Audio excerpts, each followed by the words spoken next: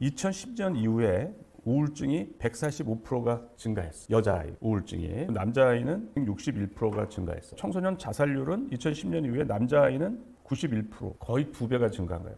여자아이는 더 증가했어. 167%가 증가했어. 2010년 이후에 어떤 일이 벌어져서 이렇게 나빠지고 있을까? 어떤 사건이 있었을까? 2010년 소셜미디어, 스마트폰.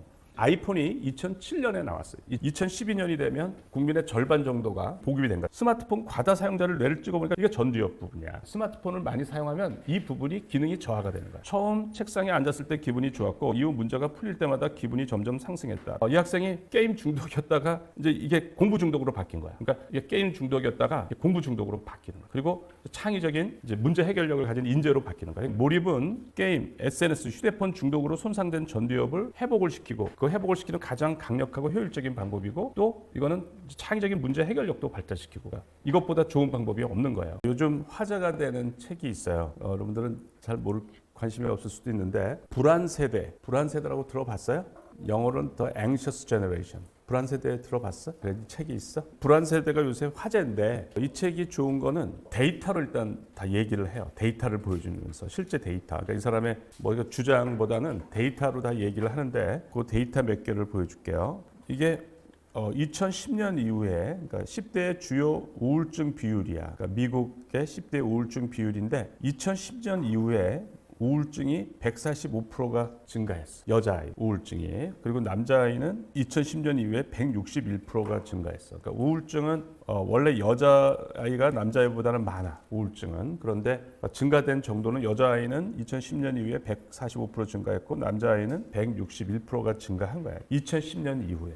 우울증뿐만 아니라 미국 대학생의 정신질환 비율을 이제 연도별로 본 거야. 봤더니 불안은 2010년 이후에 134%가 증가했고 우울증은 2010년 이후에 106%가 증가했어요. 우울증. ADHD는 2010년 이후에 72%가 증가했어요. 그다음에 양극성 장애는 이제 우리말로 조울증이라고 그러는 거예요. 그러니까 조울증. 이게 막 조증이 일어날 때는 막 굉장히 신들리는 듯이 하고 우울증이 일어날 때는 다운이 되고 이런 양극성 장애는 57%가 증가했고 신경성 식욕 부진은 100%가 증가했고 약물 남용 또는 중독은 33%가 증가했고 조현병, 정신분열증이라고도 얘기하는 거예요. 조현병은 67%가 증가가 됐어요. 2010년 이후에 이렇게 정신질환이 다 증가를 한 거야. 2010년 이후에. 그 다음에 연령대로 보면 나이가 어릴수록 이게 심해요. 미국인의 불안 비율이고 연령별 18세에서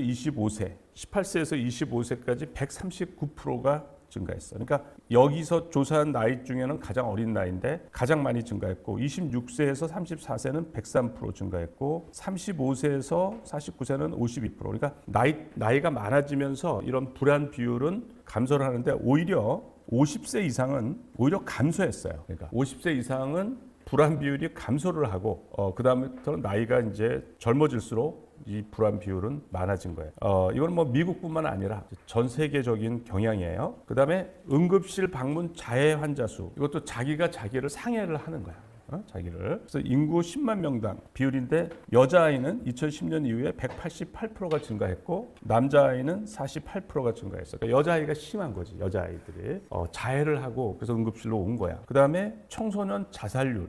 청소년 자살률은 2010년 이후에 남자아이는 91%, 거의 2배가 증가한 거예요. 91%가 증가했고 여자아이는 더 증가했어. 167%가 증가했어. 그러니까 자살률은 우울증은 여자아이가 더 높아요. 남자보다. 그런데 자살률은 남자아이가 더 높아. 여자보다. 전체적으로. 남자아이가 높은데 남자아이가 91%가 증가했고 여자아이는 167%가 증가한 거야. 그러니까 증가로 보면 여자아이가 더 심한 거야. 그럼 2010년 이후에 어떤 일이 벌어졌느냐? 2010년 이후에 어떤 일이 벌어져서 이렇게 나빠지고 있을까? 2010년 이후에 뭐 생각을 해봐. 어떤 일이 있어가지고 2010년 이후에 이렇게 좀 나빠지고 있는 걸까? 어떤 사건이 있었을까? 2010년 이후에. 뭐 라디오가 개발된 거는 1920년도 컬러 TV, PC, 인터넷. 그런데 2010년 소셜 미디어, 스마트폰.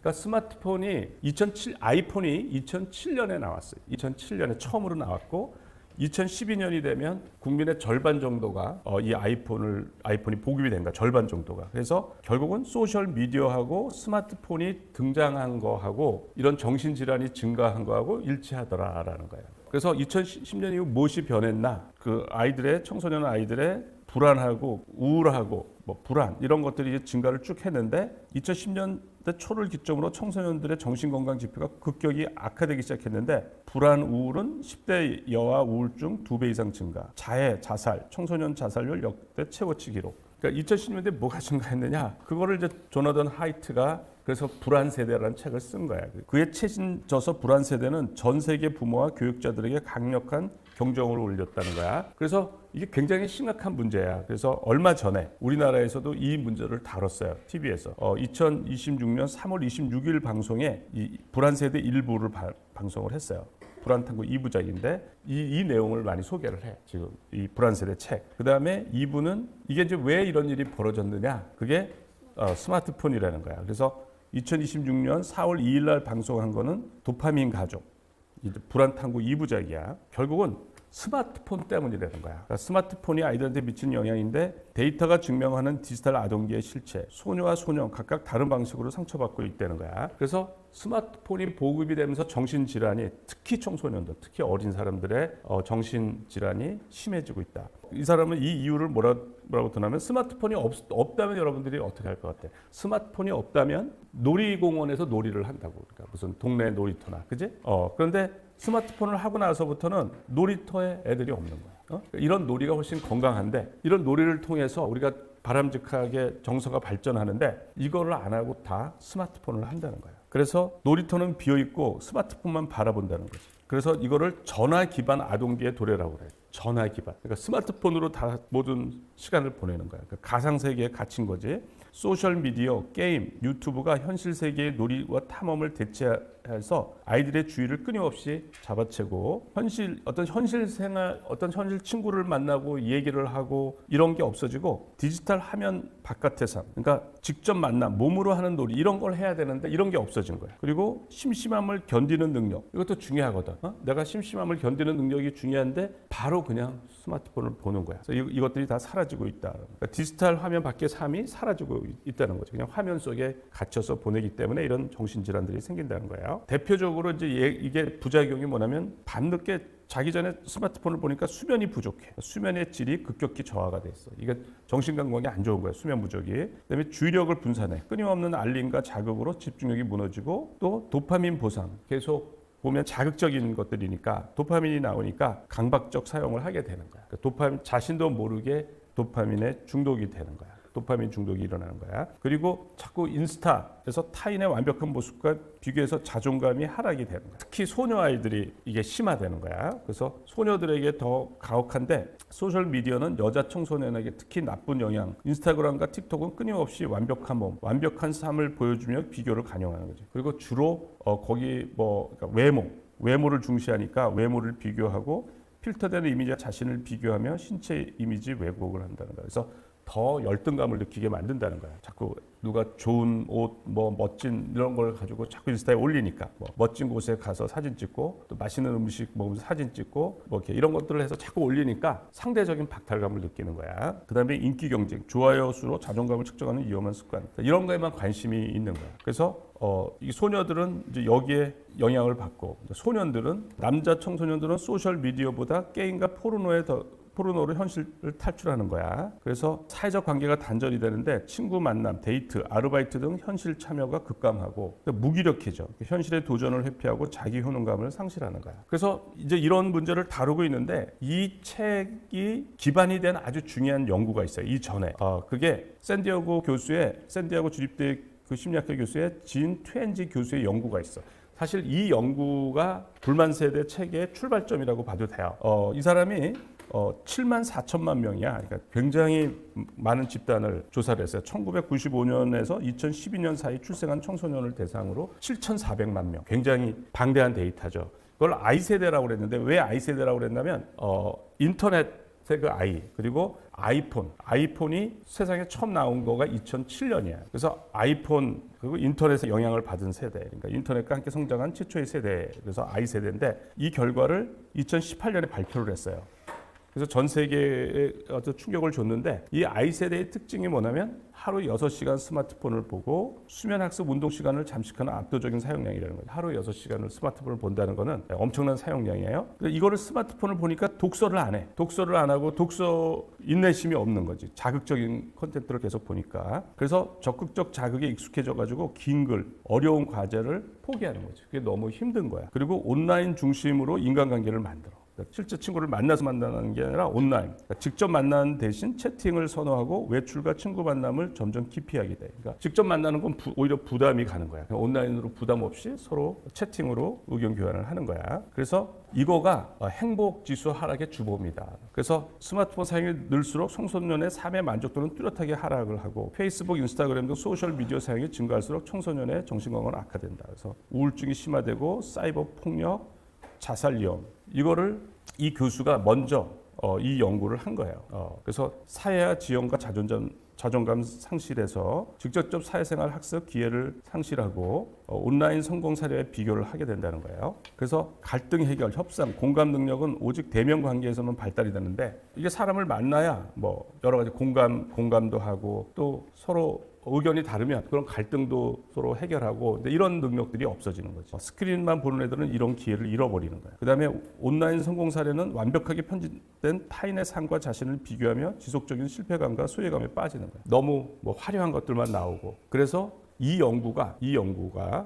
트웬지 교수의 연구가 불안 세대 그 책에 그거를 출발점이 됐다고 보면 돼요. 그러면 우리가 이렇게 불안을 느끼고 우울감을 느끼고 또 의욕이 없고 무기력과 같은 부정적인 감정 이 감정의 뇌는 어떻게 다른지를 이해하면 좋아요. 우리가 이제 뇌과학이 발달이 돼서 불안하고 우울하고 무기력하면 뇌가 어떻게 되는지를 지금 다 관찰할 수가 있어요. 그래서 요거는 결과적으로는 다 감정의 뇌가 발달한 거야. 감정의 뇌. 그래서 부정적인 감정은 편도체와 전두엽의 불협화음인데 부정적인 감정에 갇힌 뇌에서 가장 두드러진 특징은 뭐냐면 감정의 브레이크가 고장난 상태라는 건데 이건 무슨 얘기냐면 감정을 억제하고 이렇게 통제하는 거가 전전두엽인데 전전두엽의 기능이 저하가 되는 거야. 전전두엽이 발달되면 이렇게 부정적인 감정이 안 되는 거야. 그리고 감정의 뇌인 편도체가 과활성화가 일어나는 거야. 이게 부정적인 감정이 있을 때 우리가 뇌 촬영을 해보면 편도체가 과활성화가 돼 있고 전전두엽의 기능은 저하가 돼 있더라라는 거야.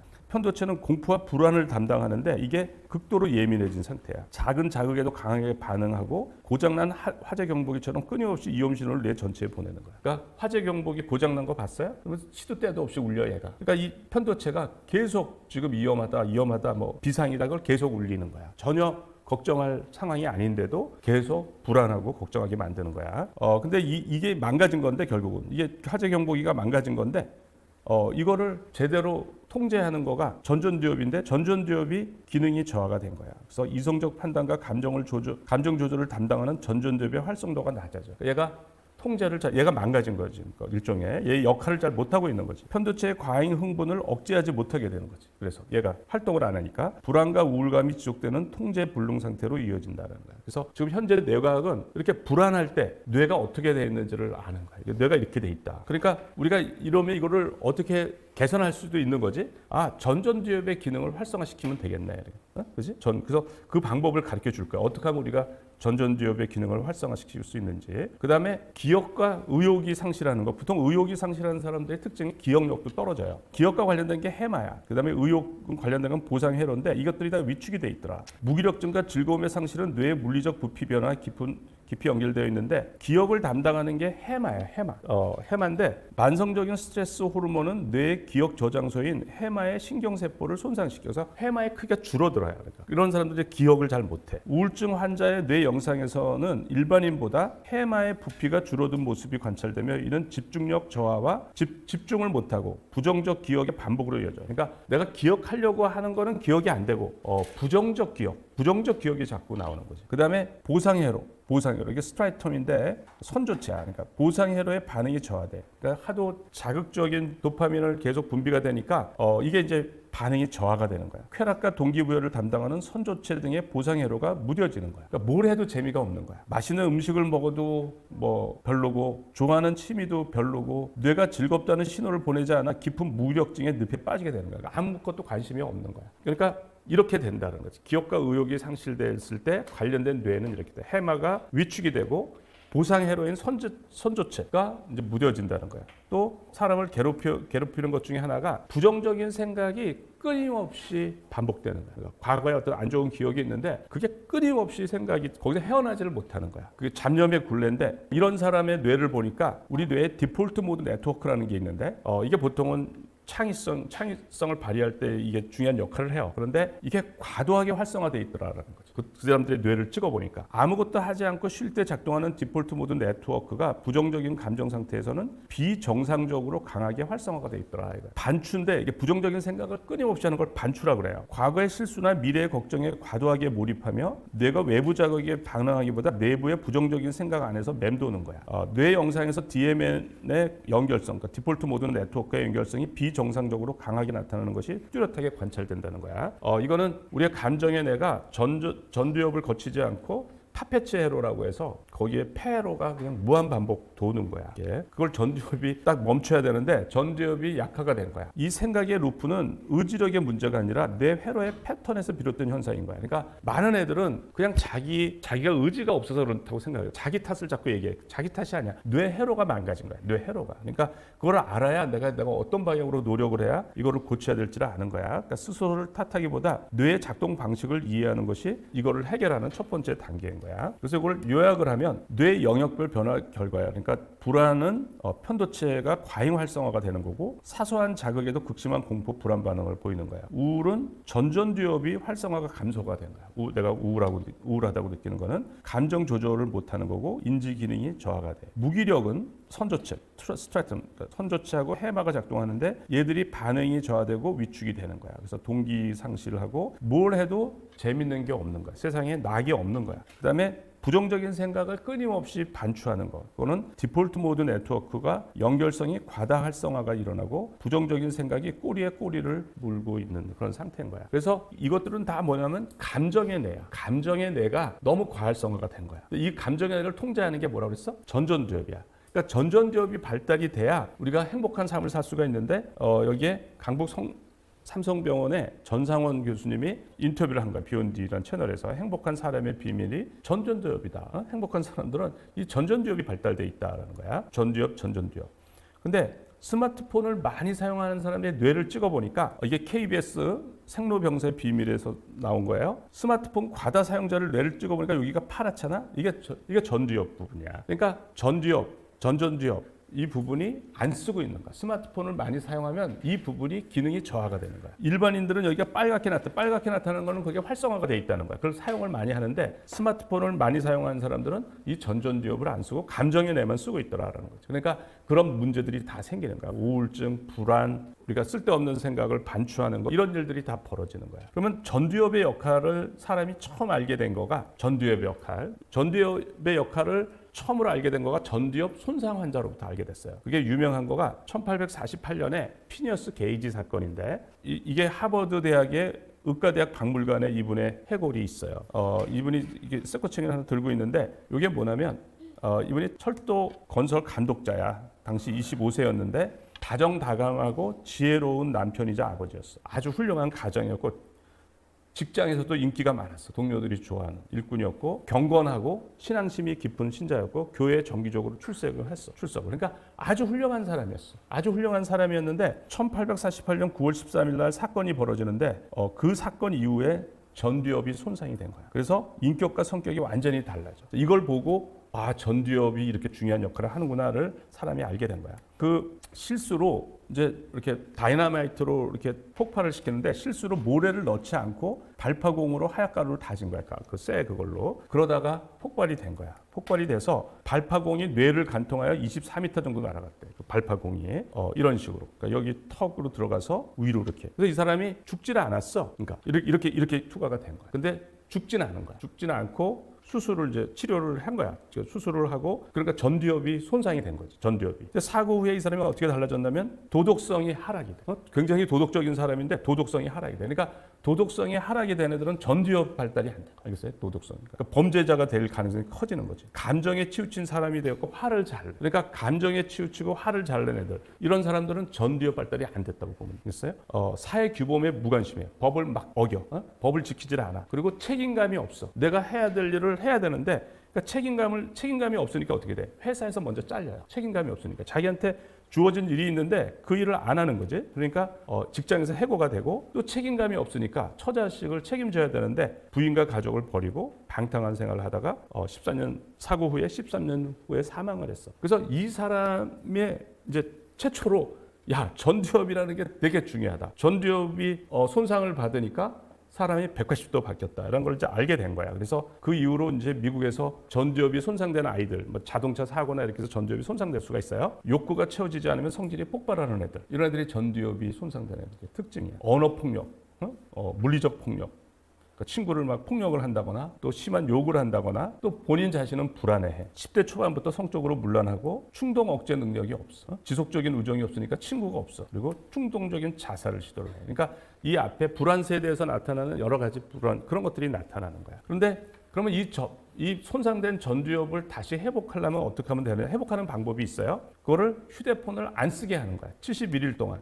이게 KBS 시사기획창에 소개가 된 건데 71일 동안 스마트폰을 사용을 중지를 시켰어. 중지를 시켰더니 이게 전두엽인데 이게 이렇게 비활성화됐던 전두엽이 다시 활성화가 좀 일어나는 거야. 이 부분이 전두엽의 영역인데요. 전두엽이 노란색으로 나타났다는 것은 70일간 전두엽의 기능이 향상되었다는 것을 의미합니다. 대조군은 그런 효과를 보이지 않았고요. 다시 말해서 스마트폰 절제군이 그렇지 않은 군에 비해서 전두엽 기능이 매우 많이 향상되었음을 의미하는 그림입니다. 그러니까 스마트폰을 2달 이상 사용하지 않게 했더니 다시 전두엽이 활성화가 되더라라는 거예요. 그러니까 이제 스마트폰을 자제해야 된다, 규제해야 된다 이런 얘기들이 나오는데 스마트폰을 단순히 안 쓰는 것보다도 더 좋은 거는 전두엽을 발달시키는 게 더 좋잖아. 적극적으로 쓰는 거, 그지?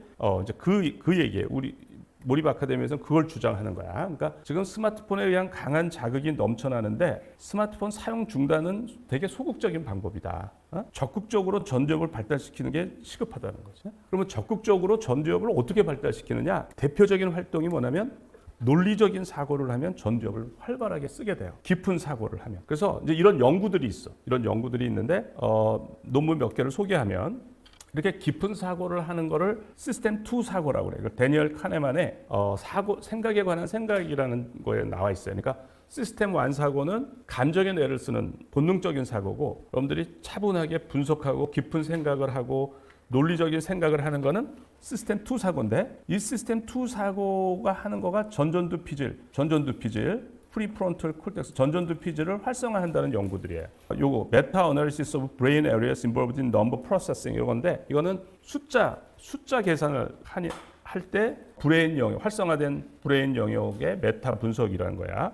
산술 및 수학적 추론 과제를 수행할 때 전전두 피질이 일관되게 활성화되는 거죠. 그러니까 이제 우리가 전전두 피질을 발달시키는 방법은 우리가 수학 공부를 하면 이게 발달이 된다는 거. 알겠어요? 전전두 피질이. 그러니까 휴대폰을 안 쓰는 것보다 훨씬 강력한 거야. 시스템 2의 핵심 기능인 작업 기억과 논리적 제어가 이 부위의 물리적 자극을 유도하는 거야. 그러니까 전전두엽이 발달한다라는 거야. 여러분들이 수학을 하면 또 뉴로바이올로지 오브 시스템 and 시스템 2 thinking. 그러니까 시스템 1 생각을 하는 거 주로 감정적인 생각이에요. 시스템 2가 깊은 사고야. 이걸 할 때 뉴로바이올로지인데 이건 논문이 아니고 이제 아티클인데 시스템 2 사고는 배측 전전두 피질과 전대상 피질의 협업을 필요로 하며 이러한 고차원적 인지 제어의 반복이 해당 영역의 신경망을 두껍게 만든다는 기제를 설명하니까 어쨌든 시스템 2 사고는 전전두엽을 발달시킨다라는 거야. 그것들이 확인이 된 거야. 그리고 요거는 수학자들의 뇌를 본 거야. 수학은 늘 수학하는 사람들은 깊이 생각을 하잖아. 그래서 increased gray matter density in the parietal cortex of mathematician.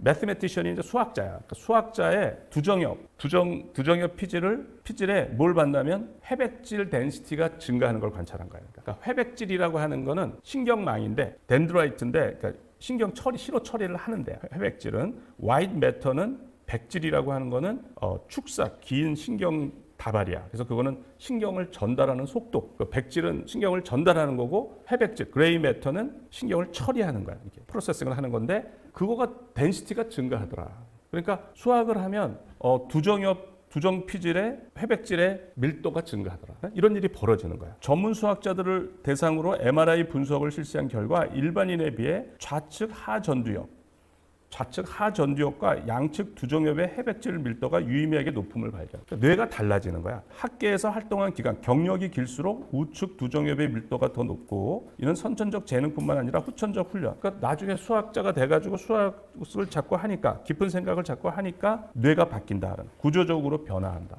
그러니까 우리 뇌는 우리가 어떻게 하느냐에 따라서 뇌가 막 바뀌는 거야. 좌측 하전두엽은 언어적 수학 처리, 양측 두정엽은 공간 수리 추론하고 우측 두정엽은 수학을 한 경력이 증가할수록 여기가 성장하더라. 이런 이제 연구 결과가 있고, 그 다음에 꼭 수학이 아니더라도 꼭 우리가 깊은 생각을 하는 게 수학만 하는 게 아니거든. 어떤 계획을 수립하고 실행을 이렇게 많이 하면 전두엽의 특정 부위가 두꺼워지더라는 연구야. 그러니까 cortical thickness in the right medial frontal gyrus predicts planning performance. 그러니까 어떤 계획을 수립하고 실행을 했더니 이 프론털 자이러스인데 이 부분에 콜티칼 피질의 두께가 증가하더라. 피질은 주로 해백질을 얘기해. 해백질, 신경을 처리하는 그게 두꺼워지더라. 그 다음에 experience dependent changes in white matter connectivity and cortical thickness. 그러니까 우리가 경험을 함으로써 백질은 신경 전달을 하는 거라고 그랬죠. 신경 전달하는 거에 커넥티비티가 증가하고 피질, 해백질의 두께가 증가한다 이런 거예요. 그러니까 이거는 뭐냐면 수학이 아니라 법학 적성 시험이라는 게 있어요. 그러니까 어려운 미국 LSAT, 그러니까 SAT가 아니라 로 SAT인 거야. 그러니까 법학 적성 시험인데 어려운 국어 문제라고 생각하면 돼. 어려운 국어 문제. 그것도 생각을 해야 되거든. 법학 적성 시험과 같은 고난도 논리 추론 공부를 3개월간 수행한 그룹에서 전두엽과 두정엽 사이의 연결망이 와인매트, 백질인데 그 백질이 강화되면 속도가 빨라지는 거야. 그 다음에 이 피질은 주로 회백질이야. 피질의 구조적 변화가 일어난다. 그러니까 이런 꼭 수학이 아니어도 되는 거야. 수학이 아니어도 고난도 논리 추론 공부를 하면 이 뇌가 이렇게 바뀌는 거야. 그래서 이 수학이 그러니까 뇌를 바뀐다라고 그걸 소개하는 동영상이에요. Your brain is either building itself stronger or quietly shrinking. A recent MRI study revealed something that should stop you cold. Artificial intelligence can identify your brain with 90% accuracy based on a single factor, whether or not you do math, not your IQ, not your education level, the physical structure inside your skull. Because the brains of people who engage with mathematics don't just function differently. They look different. They are different. The old model of the brain was simple. You're born with what you've got. Fixed. Unchangeable. That model is dead. 그러니까 옛날에는 우리 지적인 두뇌가 선천적이라고 생각한 거야. 고정된, 바뀌지 않는 거야. 그때 알고 봤더니 내가 어떻게 수학 문제를 하고 고민을 하고 하면 활발하게 바뀌더라는 거야. 뇌가. 알겠어요? The brains of professional mathematicians, people who had spent years doing intense mathematical work, measuring gray matter density at thousands of precise points across the entire brain. The results were unambiguous. Mathematicians had measurably higher gray matter density in the parietal cortex, the region governing logical reasoning, analytical thinking, and complex information processing.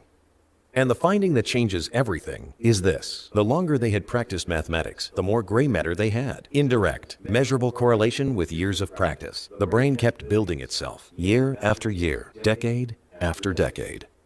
Scientists call this experience-dependent structural plasticity. Translation: what you repeatedly demand of your brain physically changes what your brain is made of. Every time you push through a difficult problem, instead of walking away, you're not just learning math, you're sculpting your brain, the way a sculptor carves marble, slowly, precisely, permanently. 그러니까 어려운 문제를 피하는 대신 그 어려운 문제를 풀려고 이렇게 하면은 그게 뇌를 바꿔간다는 거야. 그래서 뇌를 조각하는 거야. 좋은 쪽으로 여러분들의. 그러니까 전두엽을 발달시켜야 우리가 우울하고 불안하고 이런 안 좋은 것에서 벗어날 뿐만 아니고 머리도 좋게 만드는 거야. 알겠어요? 그래서 전두엽을 발달시키는 거는 내가 안 좋은 뭐 불안증, 뭐 우울, 뭐 ADHD 뭐 이런 걸로부터도 벗어나게 만들지만 내가 창의적 문제 해결력 이걸 발달시키는 뇌로 바꾼다라는 거야. 그러니까 우리가 게임, 휴대폰 뭐 그런 거 문제가 많은데 그거를 그냥 그 도파민 디톡스는 좀 소극적인 방법이고 공부 중독으로 가야 된다.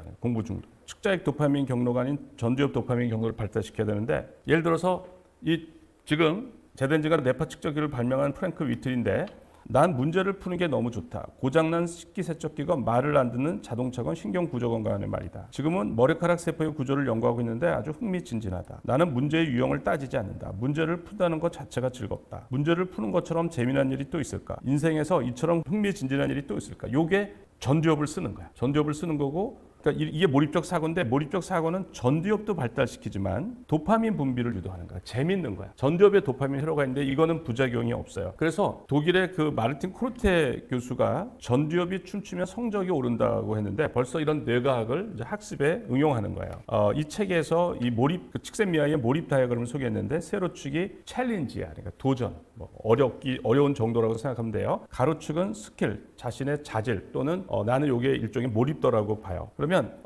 문제가 좀 어렵고 내가 몰입도가 올라가면 몰입 상태에 도달을 하는 거야. 그래서 신경생물학적으로 볼 때 몰입 상태는 도파민이라는 전달 물질이 최대로 분비되는 상태라고 할 수 있다. 그러니까 이 몰입 상태가 되면 도파민이 나오는 거야. 그러니까 우리가 전전두엽을 쓰는 것도 발달시키는 것도 중요한데 거기에다가 몰입이라는 개념을 넣으면은 재밌게 할 수가 있는 거야. 근데 보통 여러분들이 게임을 하면은 그때는 재밌는데 그 다음에 우울감이 따라와요. 보통은 게임 같은 건. 근데 이 전전두엽은 그렇지가 않아. 그래서 그 이유가 뭐냐면 전두연합령 에이텐신, 이게 도파민 회로인데 자가수용체가 없다는 거야. 그게 시냅스란 건데 도파민 요구 자가수용체가 있어가지고 내가 유튜브를 보거나 자극적인 컨텐츠를 보면 도파민이 나오는데 양이 많으니까 흡수를 해. 그래서 줄어들어 버리는데 전두연합령의 에이텐 신경은 자가수용체가 아주 적다는 거야. 1981년 미국 예일대학 의학부의 양리학 정신과 교수인 로버트 로스에 의하면 에이텐 신경에는 마이너스 피드백 기구가 존재하지 않으며 뇌 자체도 과잉 활동 상태에 있다는 것이다. 근데 요게 원래 오리지널 논문이에요. 1981년에 로버트 로스가 쓴 논문인데 메조코르티칼 도파민 뉴런, 그러니까 메조코르티칼 도파민 뉴런은 전두연합령의 도파민 뉴런이라는 거야. Lack of autoreceptors modulating dopamine synthesis. 도파민 합성을 조정하는 자가수용체가 부족하다는 거야. 그러니까 이게 전두연합령의 도파민은 다른 거야. 다른 측자액의 도파민이니까 여러분들이 게임이나 자극적인 컨텐츠를 보는 그 도파민하고 다른 거야. 그래서 이거를 서울의대 서유영 교수님이 쓴 글이 있어요. 천재와 강인은 가깝다 이런 뜻인데 천재는 도파민 신경 물질계가 발달한 사람이라는 거야. 전두연합령은 사고, 판단, 창조와 같은 인간만이 가진 고도의 지적인 활동을 총괄하는 뇌 부위인데 이 전두연합령은 주로 A10이라고 이름 붙은 도파민 신경섬유로 구성되어 있어요. 그런데 이 도파민 신경섬유 말단에는 자가수용체가 없어. 오토리셉터가 없어. 따라서 마이너스 피드백이라고 그래요. 마이너스 피드백이 작용하지 않아서 유리가 증가해도 도파민 분비가 많이 돼도 억제는 일어나지 않는 거야. 이게 게임하고 나서 우울해지는데 이건 우울해지지가 않는 거야. 정보는 계속 한 방향으로만 흐르게 된다. A10 도파민 신경계가 활성화되면 도파민 유리가 계속되어 정보 전달이 더욱 원활해지고 끝없이 이루어져 창조와 인간 정신 창출이 무한히 이루어질 수 있다. 이게 몰입 상태인 거야. 이 몰입 상태. 그러니까 이 몰입 상태에는 이 상태가 계속 가는 거야. 즉 창조는 창조를 낳게 되어 머리를 쓰면 쓸수록 좋아지는 것이다. 그래서 전두연합령으로 올라가는 A10 신경계의 기능 강화, 이 기능을 강화하면 전두연합령의 도파민 회로를 강화시키면, 그러니까 여러분들이 공부를 재밌게 하면, 어려운 수학 문제를 분석을 재밌게 하면 천재성으로 나타날 수 있다는 거야. 이거를 강화시키는 거가 천재성으로 나타날 수 있다. 때문에 하부뇌를 자극하는 본능적이고 감정적인 생각, 하부뇌가 변형계야. 그러니까 자극적인 컨텐츠 이런 거야. 그거를 자극하는 본능적이고 감정적인 뇌는 감정의 뇌를 발달시키잖아. 전두엽을 사용 안 하게 하잖아. 사력 있고 어려운 수학 문제에 도전하면 사력 있고 창조적인 생각을 갖도록 인내가 필요해. 이거는 어려운 문제 여러분들이 인내가 필요해. 인내를 가지고 노력하는 일이 중요하다라는 거야. 그래서 이게 도파민이 즉각 보상은 여러분들이 게임이나 이런 거라면 이런 도파민 회로야. 요렇게 돼. 확 증가했다가 그 다음에 떨어져서 우울해지는 거야. 그러니까 내가 맛있는 거 먹고 뭐 그런 거 하면은 그때는 좋은데 그 다음에는 안 좋은 거야. 현타가 오는 거야. 그런데 간접 지연된 보상은 여러분들이 꾸준하게 참고 공부를 하고 이런 거야. 그러니까 처음에는 도파민이 낮아. 그러니까 힘들어. 처음에는. 근데 그걸 참고 계속하면은 도파민이 이렇게 많아지는 거야. 그러니까 은은하게 기분이 좋은 거야. 알겠어요? 그래서 이거를 여러분들이 오늘 경험할 거야. 이렇게 처음에만 좀 참고 이렇게 쭉 하면은 이제 도파민이 많아서 평소보다 좋게 되는 거야. 기분이 평소보다 더 좋게 되는 거야. 공부를 안 할 때보다 더 좋게 되는 거야. 그래서 휴대폰에 의한 강한 자극이 넘쳐나는 지금 스마트폰 사용 중단을 넘어섰으니까 스마트폰 사용 중단은 소극적인 거고 적극적으로 전두엽을 발달시키려면 우리가 전두엽을 발달시키는 대표적인 활동인 논리적인 사고, 깊은 사고를 하고 여기다가 몰입을 적용하면은 재미가 있다라는 거예요. 그래서 지난 2026년 겨울 캠프에서 예비 중학교 2학년 학생이야. 이 학생이 게임 중독이었던 학생이야. 게임 중독이었던 학생인데 2+3기를 몰입 캠프를 신청하고 이 학생이 좋아서 4기를 또 신청하고 4기 끝나고 또 5기를 연장했던 그런 학생이에요. 그 학생인데 그 학생이 썼던 일지를 소개할게요. 처음 책상에 앉았을 때 기분이 좋았고 이후 문제가 풀릴 때마다 기분이 점점 상승했다. 또 문제가 안 풀리더라도 계속 생각해보면 풀린다라는 마음가짐으로 1초 원칙을 실천하려고 부단히 노력 중이다. 그래서 저녁까지 문제를 풀어도 전혀 부담이 들지 않는다. 그래서 또 문제를 풀고 결정적 아이디어를 냈을 때보다 이때도 재밌지, 이때도 도파민이 나오는데 심장이 뛸 때는 자기가 더 좋을 때는 뭐냐면 새로운 문제를 받았을 때래. 또 내가 이거 재밌게 풀 생각을 하니까 가슴이 뜨는 거야. 그러니까 재밌어지는 거야. 알겠어요? 그러니까 공부도 우리가 전두엽 도파민을 자꾸 활성화시키면 재밌는 거야 이렇게. 왜냐하면 문제 하나하나를 만나는 것이 매우 즐겁기 때문이다. 맨날 수학 문제를 푸는 것이 자발적으로 하는 좋아하는 공부 및 과목에서 재밌는 놀이로 변했다는 것을 오늘 느꼈다. 드디어 어제부터 고민해서 한 8시간 정도 고민했던 문제를 풀었다. 기분이 너무 좋다. 맞다고 선생님이 말하자 심장이 한 박자를 멈추었다. 너무 기분이 좋다. 또 제가 저의 한계를 뛰어넘어서 새로운 단계로 간 것 같이 이후 문제는 잘 풀렸다. 그러다 7시 45분 무렵 어려운 문제를 하나 받아 풀고 있다. 심장이 두근거린다. 이후 풀다가 너무 재밌고 두근거려서 선잠이 잘 오지 않는다. 그래서 오히려 심장이 그만 두근거렸으면 좋겠다. 이 학생은 너무 재밌어 하는 거야. 새로운 문제를 받아서 새롭게 생각하고 있다. 아무리 생각해도 아이디어가 나오지 않아 의자에 기대서 선잠을 잤더니 새로운 아이디어가 떠오른다. 또 선잠을 자고 일어나서도 문제가 막히면 슬로우 싱킹하여 몸을 충분히 이완시키면서 편안히 생각했다. 오늘 문제가 안 풀려도 내일 풀리겠구나라는 마인드로 말이다. 또 문제가 풀렸을 때 쾌감을 생각하는 것이 일종의 당근이 되어서 나를 앞으로 이끌고 있다. 그러니까 여러분들이 문제를 풀었을 때 도파민 경험을 해야 자꾸 힘들어도 자꾸 그거를 하는 거예요. 이제 4개를 추가한 거예요. 그러니까 요게 그래서 2기, 3기 끝나고 이 학생이 재밌어서 또 하겠다고 그래서 4기를 추가한 거야. 드디어 3일 동안 고민하던 문제를 캠프에 재입소한 지 나갔다가 다시 들어온 거야. 나갔다가 15분 만에 풀었다. 한 20시간 정도 고민했던 것 같다. 문제를 실제 오늘 한 8시간쯤 다 풀었는데 마지막 실마리가 끼워 맞춰지지가 않아서 12시간을 더 썼던 생각할수록 어이없는 문제였다. 너무 기분 좋다. 재입소한 것이 절대 후회되지 않았다. 그러니까 나갔다가 다시 들어온 거야. 문제가 휙휙 풀리고 있다. 3일 정도 걸린 문제를 풀고 나니까 나의 한계를 뛰어넘은 것 같다. 문제 푸는 것이 너무 재밌다. 곧 다시 어려운 문제를 만나 막힐 것은 분명하지만 오히려 그 문제가 기대된다. 너무 재미있다. 이제 1월 30일이에요. 오늘 갑자기 문제 푸는 속도가 폭발적으로 증가했다. 원래 하루에 하나꼴로만 문제가 풀렸는데 오늘 5문제 정도 푼 것 같다. 기분이 최상이다. 이 기분이 계속되기를 바란다. 항상 열심히 문제를 생각 중이다. 어제부터 생각 중인 잘린구라는 문제에서 좀 막힌 것 같다. 하지만 지금까지의 경험을 반추해 볼 때 계속 생각하면 못 풀린 문제는 없다. 그러니까 자기가 처음에는 안 풀릴 것 같은 문제도 도전하면 계속 풀리니까 이제는 겁이 안 나는 거야. 지금 안 풀려도 이건 계속 생각하면 풀려 이렇게 되는 거야. 자, 2월 1일 문제가 너무 안 풀려도 이제는 문제를 생각하는 것 자체가 재미있다. 계속 문제를 풀 때 재미의 연속이다. 이 방법이 안 되면 다른 방법으로 계속해서 시도하는 것이 무지 재미있다. 풀고 있는 문제를 계속 생각 중이다. 한 문제가 3개로 나뉘는데 첫 번째 문제에 800번 정도 생각 중이다. 그냥 문제가 재미있다. 드디어 13시간 정도를 풀던 문제를 풀었다. 문제가 3단계로 나누어 있어서 정확히 다 풀었다고는 할 수 없지만 문제를 푸는 것처럼 뛸 듯이 기뻤다. 총 4,000번, 즉 66시간 정도 안에 이 문제를 푸는 것이 목표다. 5기를 또 추가한 거야.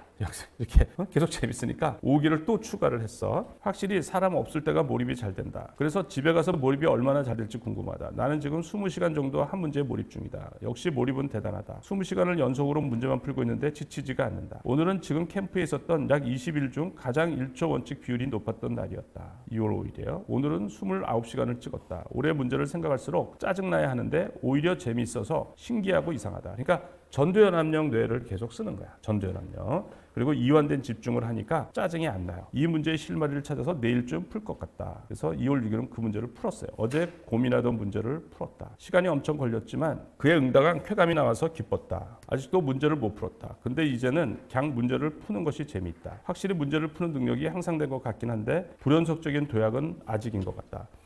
이 학생이 게임 중독이었다가 이제 이게 공부 중독으로 바뀐 거야. 그리고 이제 이거 끝나고 계속 몰입 학당을 하면서 이제 몰입 일지를 보내는데 그걸 잠깐 소개해 줄게요. 2월 26일, 3월 20일 거예요. 몰입 캠프 갔다 와서 최상의 몰입도. 그다음에 21일 너무너무 좋았다. 그냥 붕 떠 있는 기분이다. 너무 좋다. 4월 3일 오늘은 문제를 많이 푼 것 같다. 최근 가장 문제가 잘 풀리는 날 같다. 4월 8일 오늘은 문제가 아주 잘 풀렸던 것 같다. 지금의 내가 예전의 내가 아닌 것 같다. 4월 9일 오늘은 문제가 적게 풀린 것 같다. 두 문제를 풀어서 몰입도가 조금 떨어진 것 같지만 어려운 문제에서 그래라고 생각하고 넘어가는 하루이다. 요게 이제 4월 10일 거고 4월 15일 거. 오늘은 한 문제 풀고 두 문제 풀다가 하루를 마쳤지만 오늘 최선을 다했던 것 같아서 좋다. 그러니까 기분 상태도 다 좋은 거야. 5점 만점인데 한 번 4점이고 다 기분이 좋은 거야. 그리고 치친정 생각도 이렇게 쭉 치친점 생각 안 한 날 생각한 날 이렇게 스스로 이완된 집중하는 거 안 했고 이렇게 하는 거지. 그다음에 1초 원칙을 지키는 거야. 98.3% 지켰고 96점,